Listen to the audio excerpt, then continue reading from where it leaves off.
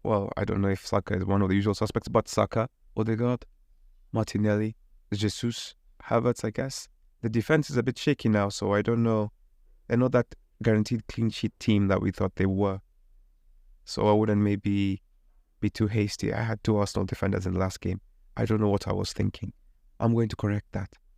From Fulham side, you have Wilson, you have Willian, they could overread, Pereira, and that's it maybe. Yeah. Bournemouth versus Spurs, this will be a good game. I believe that both teams will score. I know Solanke is good for the goals right now. Maybe Tavernier, Scott, Brooks, Semenyo, Billing, Christie. There's so many options from that team. Choose wisely. From Spurs, you really have Son, Kulevski, Richarlison, Pedro Porro. Liverpool versus Newcastle. At this point, it's clear that Newcastle are not a team in good form. I am going to be moving off Trippier soon. And yeah, I believe Newcastle will be beaten. Liverpool are in great form right now. Salah, Jota, Diaz, Nunez. Nunez killed them last time, so he may be one to look out for in this one. And in the last game of the weekend, which will be next year, it is going to be West Ham versus Brighton. West Ham have beaten Manchester United and Arsenal in the last 2 games. They are in good form. They have a good home record right now. And they're playing Brighton, who seem to be recovering from the inconsistent form. I'm going to go with the home team in this one. And as always, if you're betting on West Ham, you're betting on Kudus, James Ward-Prowse, Bowen, maybe Souček. And if you're going with Brighton, you have, I guess, Estupiñán is back. I don't know about that. But you have Welbeck who will be troublesome, Buonanotte who will create trouble, Gilmore who will create trouble, Gross, Adingra. You know who the suspects are. Just go with who your heart tells you. But do not leave out João Pedro. And that is our last pod for the year. I hope you celebrate it well. Make your team. We have already passed halfway. Happy New Year. Be safe. And see you in the new year. Take it 1 week at a time. Make your teams. Bye-bye.